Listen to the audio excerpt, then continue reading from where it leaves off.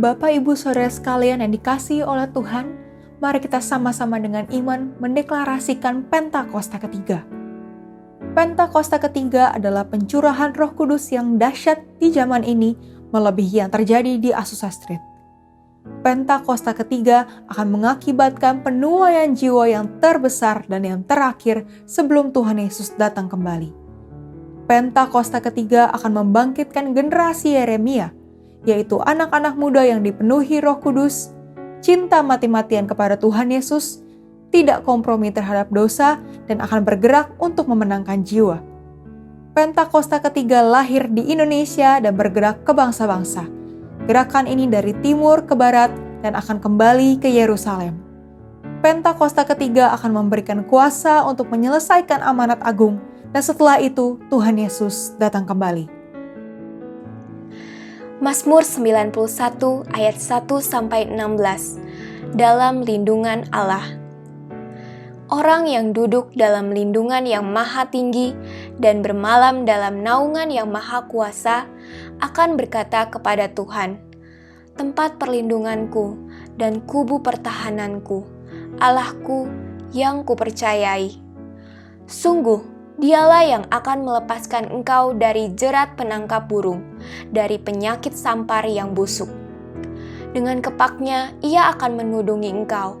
Di bawah sayapnya, engkau akan berlindung. Kesetiaannya ialah perisai dan pagar tembok. Engkau tak usah takut terhadap kedahsyatan malam, terhadap panah yang terbang di waktu siang, terhadap penyakit sampar yang berjalan di dalam gelap, terhadap penyakit menular yang mengamuk di waktu petang. Walau 1.000 orang rebah di sisimu dan 10.000 di sebelah kananmu, tetapi itu tidak akan menimpamu. Engkau hanya menontonnya dengan matamu sendiri dan melihat pembalasan terhadap orang-orang fasik. Sebab Tuhan ialah tempat perlindunganmu, yang maha tinggi telah kau buat tempat perteduhanmu. Malapetaka tidak akan menimpa kamu, dan tulah tidak akan mendekat kepada kemahmu. Sebab malaikat-malaikatnya akan diperintahkannya kepadamu untuk menjaga engkau di segala jalanmu. Mereka akan menatang engkau di atas tangannya, supaya kakimu jangan terantuk kepada batu. Singa dan ular tedung akan kau langkahi, engkau akan menginjak anak singa dan ular naga. Sungguh, hatinya melekat kepadaku, maka aku akan meluputkannya. Aku akan membentenginya, sebab ia mengenal namaku. Bila ia berseru kepadaku, aku akan menjawab. Aku akan menyertai dia dalam kesesakan. Aku akan meluputkannya dan memuliakannya. Dengan panjang umur akan kukenyangkan dia, dan akan kuperlihatkan kepadanya keselamatan daripadaku.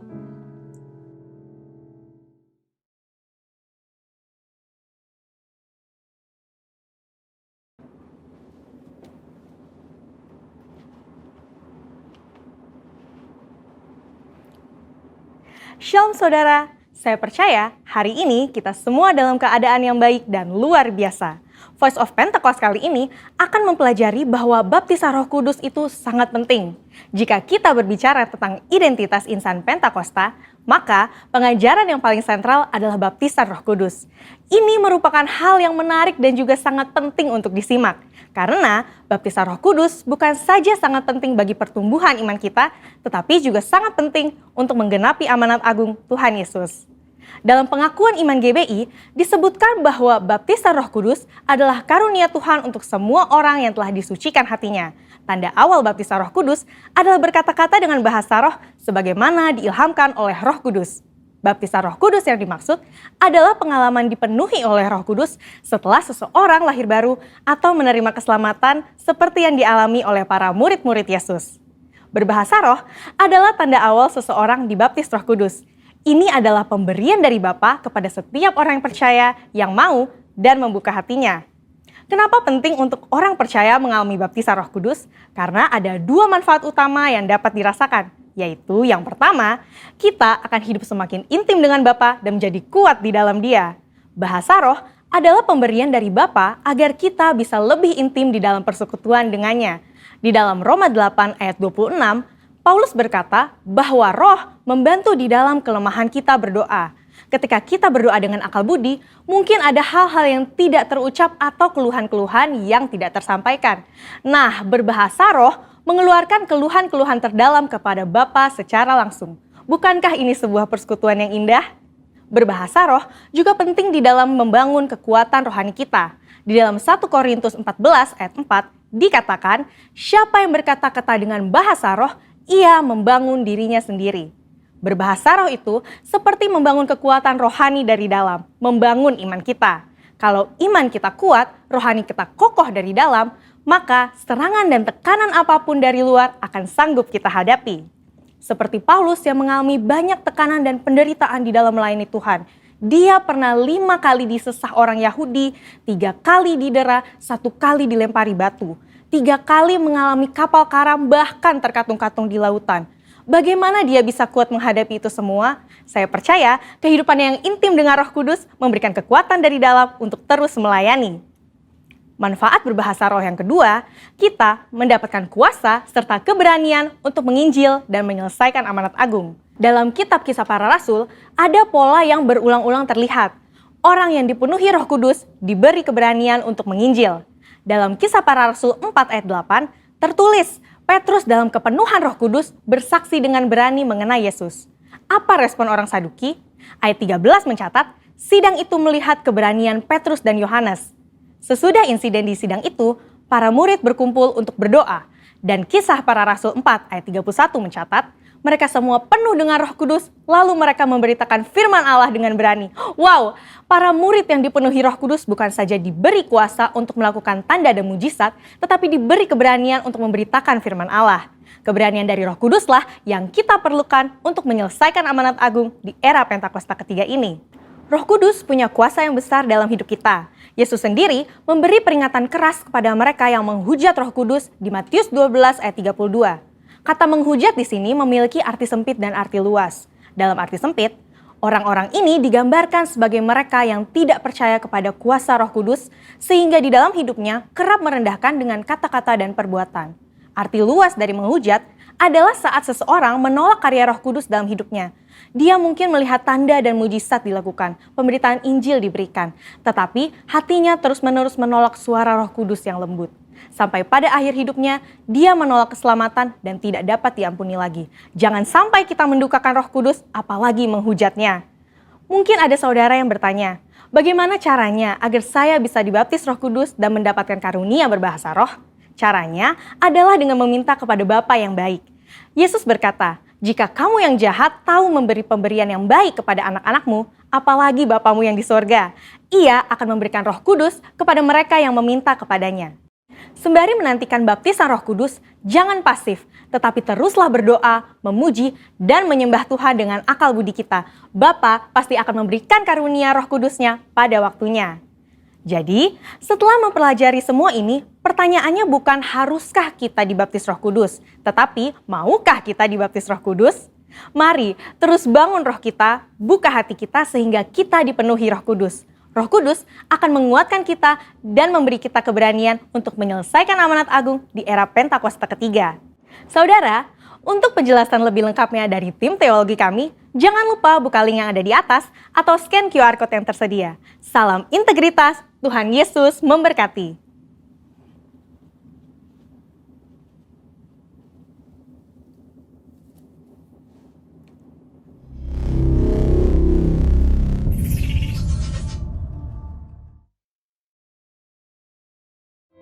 Shalom Bapak Ibu sekalian, kita mau sama-sama puji Tuhan hari ini.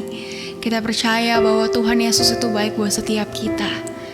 Amin saudara, mari sembah Tuhan. Terima kasih Tuhan, kami bersyukur Kau teramat baik Tuhan. Engkau Tuhan yang setia, waktumu selalu yang terbaik. Engkau Tuhan sandaranku dan ku hanya akan berharap padamu. Satu-satunya yang ku andalkan, satu-satunya yang ku percaya. Engkau sumber kekuatan, sumber pengharapan, sumber kedamaian. Satu-satunya yang ku andalkan, satu-satunya yang ku percaya. Engkau Tuhan memberkati, Tuhan penyembuhku, Tuhan pemulihku. Ya Tuhan, Engkau Tuhan yang setia, waktumu selalu yang terbaik. Engkau Tuhan sadarku, dan ku hanya akan berharap padamu. Oh, satu-satunya yang ku andalkan, satu-satunya yang ku percaya.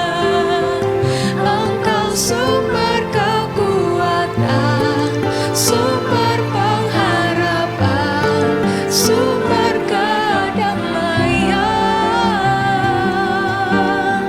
Satu-satunya yang ku andalkan, satu-satunya yang ku percaya. Engkau Tuhan memberkati, Tuhan penyembuhku, Tuhan pemulihku. Satu-satunya, satu-satunya yang ku andalkan, satu-satunya yang ku percaya. Engkau sumber kekuatan, sumber pengharapan, sumber kedamaian. Satu-satunya ku andalkan, satu-satunya yang ku percaya. Engkau Tuhan memberkati, Tuhan penyembuhku, Tuhan pemulihku. Mari sembah Dia, Yesus.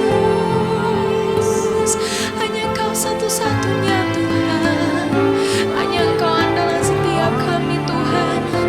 Saat lewati badai dan semua ketidakpastian Tuhan, kami tahu Tuhan bahwa Engkau ada ya Tuhan. Terima kasih Tuhan, terima kasih Yesus. Oh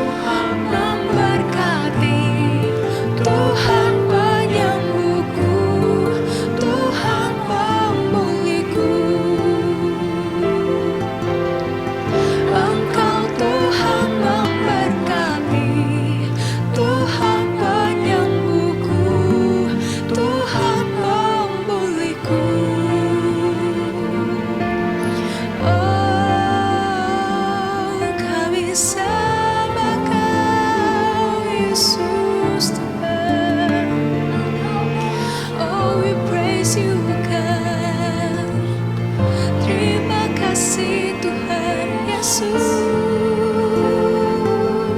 Terima kasih Tuhan, kami bersyukur, kami bersyukur buat kasih-Mu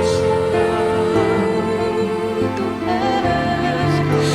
Kami bermasmur Tuhan, bagimu Raja. Oh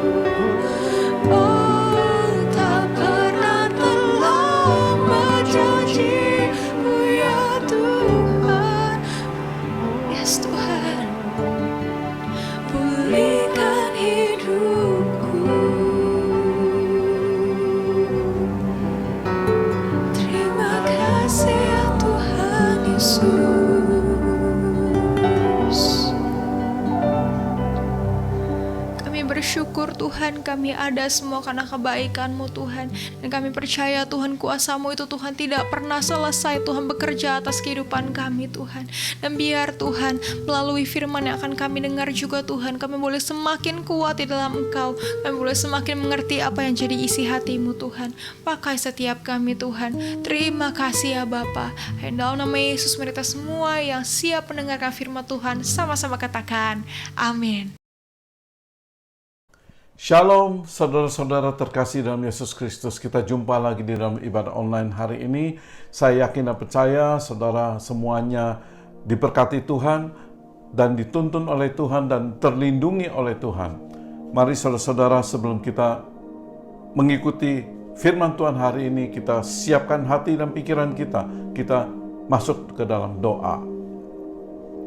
Bapa di surga, kami mengucap syukur, terima kasih Tuhan, kebaikan Tuhan atas segala kehidupan kami Tuhan. Kami percaya Tuhan, Engkau selalu melindungi kami, Engkau memberkati kami dengan apa yang kami lakukan Tuhan Yesus. Biarlah semuanya terjadi untuk kemuliaan nama Tuhan. Hari ini kami boleh berkumpul di dalam ibadah online ini. Biarlah Engkau sendiri yang berbicara melalui mulut bibir hamba-Mu. Engkau urapi setiap telinga mendengar Bapa. Dan Roh Kudus menolong kami untuk menerima setiap hal yang disampaikan, kebenaran firman-Mu. Dan agar kami boleh merenungkan dan kami melakukannya. Terima kasih Bapa. Di dalam nama Tuhan Yesus kami serahkan ibadah ini di dalam tangan-Mu. Haleluya, amin. Saudara, dalam kekristenan ada 5 hari yang penting yang perlu kita catat baik-baik. Yaitu pertama adalah hari kelahiran Yesus Kristus sebagai Juru Selamat, yaitu hari Natal. Kedua adalah memperingati Jumat Agung, yaitu di mana Tuhan mengalami penderitaan dan kematian di kayu salib. Ketiga adalah hari Paskah, yaitu kebangkitan Tuhan Yesus. Keempat adalah kenaikan Tuhan Yesus ke surga. Yang kelima adalah hari kedatangan Tuhan Yesus kedua kali. Saudara, Sang Juru Selamat sudah dilahirkan dan kemudian mati dan bangkit untuk kita. Dan Ia akan naik ke surga mengutus Roh Kudus sebagai roh penolong dan roh penghibur bagi umat manusia. Kemudian Yesus akan datang kedua kali menjemput mempelai-mempelainya. Saudara, saya mau mengajak saudara untuk membaca sekali lagi mengenai kenaikan Tuhan Yesus ke surga. Mari kita baca di Kisah Rasul 1 ayat 1 sampai 11. Demikian firman Tuhan. Hai Theophilus, dalam bukuku yang pertama aku menulis tentang segala sesuatu yang dikerjakan dan diajarkan Yesus sampai pada hari Ia terangkat. Sebelum itu Ia telah memberi perintahnya oleh Roh Kudus kepada rasul-rasul yang dipilihnya. Kepada mereka Ia menunjukkan dirinya setelah penderitaannya selesai, dan dengan banyak tanda yang membuktikan bahwa Ia hidup. Sebab selama 40 hari Ia berulang-ulang menampakkan diri dan berbicara kepada mereka tentang kerajaan Allah. Pada suatu hari ketiga Ia makan bersama-sama dengan mereka. Ia melarang mereka meninggalkan Yerusalem dan menyuruh mereka tinggal di situ, menantikan janji Bapa yang demikian katanya, telah kamu dengar daripadaku, sebab Yohanes membaptis dengan air, tetapi tidak lama lagi kamu akan dibaptis oleh Roh Kudus. Ayat 6. Maka bertanyalah mereka yang berkumpul di situ, Tuhan, maukah Engkau pada saat ini, pada masa ini memulihkan kerajaan bagi Israel? Jawabnya, Engkau tidak perlu mengetahui masa dan waktu yang ditetapkan Bapa sendiri menurut kuasanya. Tetapi kamu akan menerima kuasa kalau Roh Kudus turun ke atas kamu, dan kamu akan menjadi saksiku di Yerusalem dan di seluruh Yudea dan Samaria dan sampai ke ujung bumi. Sesudah Ia mengatakan demikian, terangkatlah Ia disaksikan oleh mereka, dan awan menutupnya dari pandangan mereka. Ketika mereka sedang menatap ke langit, waktu Ia naik itu, tiba-tiba berdirilah 2 orang berpakaian putih dekat mereka, dan berkata kepada mereka, Hai orang-orang Galilea, mengapakah kamu berdiri melihat ke langit? Yesus ini yang terangkat ke surga, meninggalkan kamu, akan datang kembali dengan cara yang sama seperti kamu melihat Dia naik ke surga. Saudara, pada saat itu Tuhan Yesus mengajak murid-muridnya naik ke Gunung Zaitun. Dan pada saat itu murid-muridnya dan pengikutnya banyak mengikuti Dia. tapi tidak tahu apa yang akan terjadi. Tuhan Yesus tidak pernah kasih tahu ke murid-muridnya bahwa dia akan naik ke surga.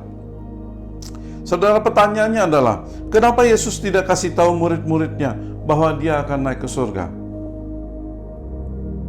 Perkiraan saya, kemungkinan Yesus tidak mau alami trauma lagi, saudara. Trauma seperti pada saat kematiannya. Hampir semua murid-muridnya pada ketakutan melihat bagaimana Yesus menderita, disiksa, dan akhirnya mati di kayu salib. Murid-muridnya menghilang, saudara. Bahkan ada murid yang menyangkal bahwa dia adalah pengikut Yesus Kristus pada saat itu. Maka Yesus berkata, menjawab kepada murid-muridnya bahwa engkau tidak perlu mengetahui masa dan waktu yang ditetapkan Bapa sendiri menurut kuasanya. Yesus menyatakan bahwa mengenai waktu, masa, apapun yang terjadi, pemulihan kerajaan Israel maupun apa yang terjadi, segala sesuatu yang terjadi, sedang yang terjadi dan bahkan yang akan terjadi, itu semuanya berdasarkan kedaulatan Yesus. Manusia tidak perlu khawatir, bahkan tidak perlu mempertanyakan apa yang akan terjadi. Percayalah saja dan setia mengikuti setiap perintah Tuhan. Amin. Tuhan yang memutuskan masa dan waktu apa yang terjadi dalam kehidupan di muka bumi ini. Namun pada saat dia naik ke surga, ada satu perintah, satu pesan, hanya satu pesan yang disampaikan Yesus kepada muridnya, yaitu kita semua sudah tahu di Kisah Rasul 1 ayat 8. Tetapi kamu akan menerima kuasa kalau Roh Kudus turun ke atas kamu, dan kamu akan menjadi saksiku di Yerusalem dan di seluruh Yudea dan Samaria dan sampai ke ujung bumi. Pesan Tuhan adalah agar murid-muridnya menjadi saksi ke Yerusalem sampai ke ujung bumi. Saudara, pekerjaan yang tidak gampang dan bahkan tidak mungkin bisa dilakukan oleh manusia dengan kekuatan apapun, dengan kepintaran apapun. Di dunia ini masih banyak sekali, jutaan bahkan mungkin miliaran orang yang belum mengenal Yesus. Bahkan pasangan hidup, anak-anak, keluarga besar, tetangga, tempat kerja, komunitas yang masih banyak yang belum mengenal Yesus Kristus. Itu adalah orang-orang yang berada di ring satu di sekitar kita. Mungkin masih banyak orang yang setiap minggu ke gereja yang mendengarkan khotbah, tapi belum sepenuhnya terima Yesus Kristus sebagai juru selamat. Bahkan masih banyak orang yang sudah masuk ke dalam pelayanan di gereja maupun aktivitas gereja, tapi masih belum pernah mengalami Kristus dalam kehidupan mereka. Mungkin saudara sudah menjalankan pelayanan di gereja. Saudara sudah sedang mementorin seseorang. Saudara memberitakan Injil tentang juru selamat, tentang Yesus Kristus, tentang keselamatan. Saudara memberikan waktu, memberikan perhatian khusus. Saudara telepon dia, saudara ingatkan dia, saudara bahkan meluangkan banyak sekali energi. Mungkin ada uang juga yang dikorbankan, tapi hasilnya masih nol, saudara. Ini yang disampaikan oleh Tuhan, bahwa saudara harus kuat. Tuhan Yesus mengirimkan Roh Kudus-Nya, Roh penolong dan Roh kebenaran untuk memberikan kuasa kepada saudara, memampukan saudara, memberi kekuatan, keberanian, ketidakragu-raguan, berhikmat, dan mampu menggenapi, menjalankan tugas yang diberikan oleh Yesus kepada kita semua. Saudara, pada saat Roh Kudus dicurahkan kepada kita, maka kita harus komit, kita harus hidup kudus dan hidup berjaga-jaga menjelang akhir zaman ini, di mana banyak sekali orang jatuh karena terjadi kelemahan iman. Saudara, Roh Kudus dicurahkan, Dia akan memberikan kuasa kepada kita, Dan Roh Kudus akan insafkan kita akan dosa-dosa kita, agar pada saat Tuhan Yesus datang kedua kalinya, kita didapatkan sebagai murid-murid yang tidak bercacat celah, dan kita siap masuk ke dalam kerajaan Allah, kerajaan kekal. Tugas Roh Kudus ada dua, saudara. Pertama yaitu kepada kita sebagai murid-murid Tuhan. Roh Kudus beri kekuatan dan hikmat kepada kita yang mau melakukan penginjilan menjadi saksi bagi Tuhan. Jadi Roh Kudus menolong kita. Roh Kudus memberi kekuatan kita, anak-anak Tuhan yang mau menginjilkan kebenaran firman Tuhan. Tetapi kepada orang yang kita injili, Roh Kudus juga bekerja. Roh Kudus menyadarkan dan menggerakkan orang itu agar mau percaya dan mau terima Yesus Kristus sebagai juru selamat. Jadi Roh Kudus bekerja kedua belah pihak, saudara. Saudara, Tuhan selalu menyertai setiap orang yang mau melakukan pekerjaan bagi Tuhan. Kita baca di Yohanes 14 ayat 16-18. Aku akan minta kepada Bapa dan Ia akan memberikan kepadamu seorang penolong yang lain, supaya Ia menyertai kamu selama-lamanya, yaitu Roh kebenaran. Dunia tidak dapat menerima Dia sebab dunia tidak melihat Dia dan tidak mengenal Dia. Tetapi kamu mengenal Dia sebab Ia menyertai kamu dan akan diam di dalam kamu. Aku tidak akan meninggalkan kamu sebagai yatim piatu. Aku datang kembali kepadamu. Saudara, Tuhan begitu baik bagi kita. Dia mengutus Roh Kudus. Dia mengutus Roh penolong, Roh kebenaran untuk menyertai dan berdiam di dalam kita semua dalam melaksanakan pekerjaan kita, yaitu menjadi saksi-saksi Kristus. Yesus juga berjanji Dia tidak akan meninggalkan kita dan Dia akan kembali kepada kita. Maka itu, saudara, persiapkan diri kita untuk menyambut kedatangan Yesus kedua kali. Soal pengambaran Injil, Rasul Paulus pernah diperintahkan oleh Tuhan di Kisah Rasul 18 ayat 9. Pada suatu malam berfirmanlah Tuhan kepada Paulus di dalam suatu penglihatan, "Jangan takut, teruslah memberitakan firman dan jangan diam, sebab aku menyertai engkau dan tidak ada seorang pun yang akan menjamah dan menganiaya engkau. Sebab banyak umatku di kota ini." Perintah Tuhan adalah jangan takut, saudara. Jangan takut. Jangan takut memberitakan firman. Teruslah dan jangan diam, saudara. Saudara, bila saudara dalam tahap menjalankan penginjilan sebagai saksi-saksi Kristus, perintah Tuhan adalah jangan takut. Saudara, saya masih ingat waktu saya ditabiskan sebagai pejabat gereja.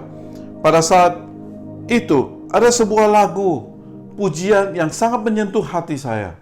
Yaitu bagian dari lagu ini adalah demikian. Tuhan, ini tugas kami, beri keberanian bagi kami.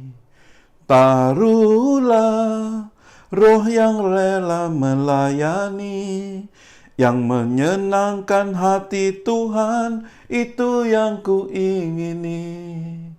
Saudara, ini yang menempel dalam hati dan pikiran saya sebagai pejabat gereja yang ingin melayani Tuhan.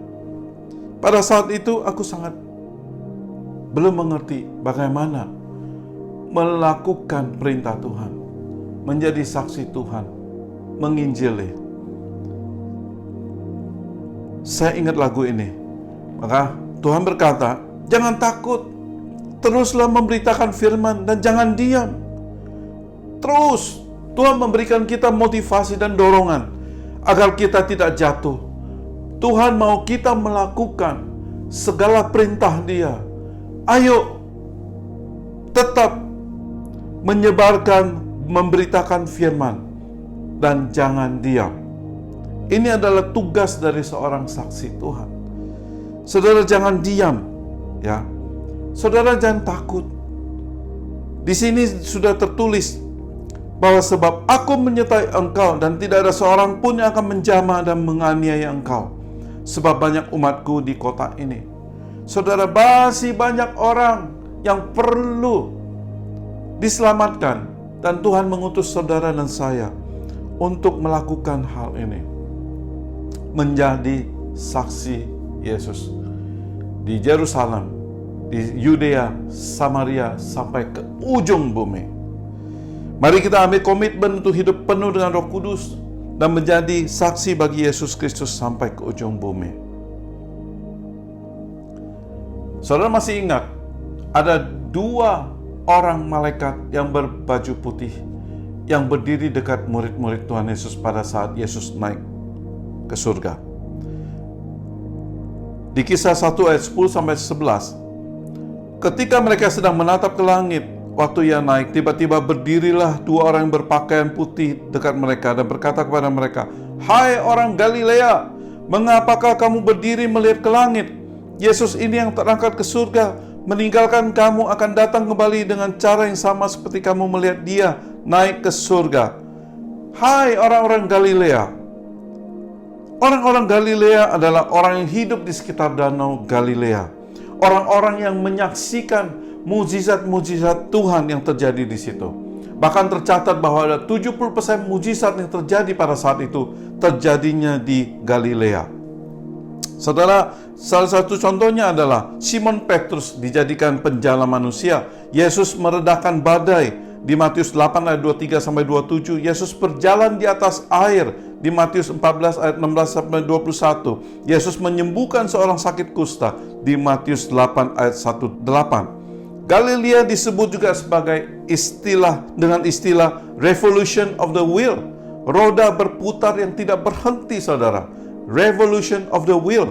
Roda berputar yang tidak berhenti. Orang Galilea adalah orang-orang yang tidak pernah berhenti mencari Tuhan, tidak pernah berhenti hidup kudus, tidak pernah berhenti baca Alkitab, tidak pernah berhenti berdoa, tidak pernah berhenti berpengharapan kepada Tuhan Yesus. Saudara adalah orang-orang yang termasuk dalam bilangan sebagai orang-orang Galilea. Saudara dan saya adalah orang-orang yang harus tidak pernah berhenti mencari Yesus, mencari Tuhan dalam kehidupan kita. Saudara, jangan sampai kerohanian kita mundur. Jangan sampai kerohanian kita turun. Namun, mari kita dengarkan apa yang Tuhan Yesus katakan kepada Rasul Paulus, bahwa jangan takut, teruslah memberitakan firman dan jangan diam. Saudara, Galilea sangat memberikan inspirasi dan kekuatan bagi kita semua. Nama Galilea memberikan kita semangat untuk selalu ingat kepada kebaikan Tuhan. Jangan berhenti mencari Dia. Jangan berhenti berdoa. Jangan berhenti berpuasa. Jangan berhenti membaca firman Tuhan. Kita semua selalu bersemangat dan kita mau mencari Tuhan setiap saat dalam kehidupan kita. Orang Galilea juga berbicara tentang orang yang rendah hati, di mana mujizat-mujizat terjadi pada saat itu. Mujizat hanya terjadi pada orang-orang yang rendah hati, orang-orang yang tidak meninggikan hati, orang yang tidak menyombongkan diri. Mujizat hanya terjadi pada orang-orang yang rendah hati, orang yang menyerahkan hidupnya pada Tuhan, dan orang-orang yang sederhana, orang yang tidak sombong. Pada saat malaikat berkata, "Hai orang Galilea, mengapakah kamu berdiri melihat ke langit? Yesus ini yang terangkat ke surga, meninggalkan kamu akan datang kembali dengan cara yang sama seperti kamu melihat dia naik ke surga." Haleluya. Ini adalah satu statement yang dibuat oleh malaikat itu, bahwa Yesus akan datang kembali. Haleluya. Kita tidak perlu sedih. Tidak ada Yesus, tidak ada Tuhan bersama dengan kita secara fisik. Tapi Tuhan telah kirimkan roh penolong bagi kita. Dan kita tidak sendirian, kita bukan yatim piatu. Dia tidak akan tinggalkan kita sebagai yatim piatu. Tuhan menyertai kita. Dan Yesus akan datang kedua kali menjemput kita mempelai-mempelainya. Jadilah seperti orang-orang Galilea, tidak berhenti mencari Tuhan dan menjadi orang yang rendah hati dan tidak sombong. Maka itu saudara-saudara, mari kita kembali ke dalam Kisah Rasul 1 ayat 8. Tetapi kamu akan menerima kuasa kalau Roh Kudus turun ke atas kamu, dan kamu akan menjadi saksiku di Yerusalem dan di seluruh Yudea dan Samaria dan sampai ke ujung bumi. Saudara, dikatakan jangan takut. Mari kita maju terus.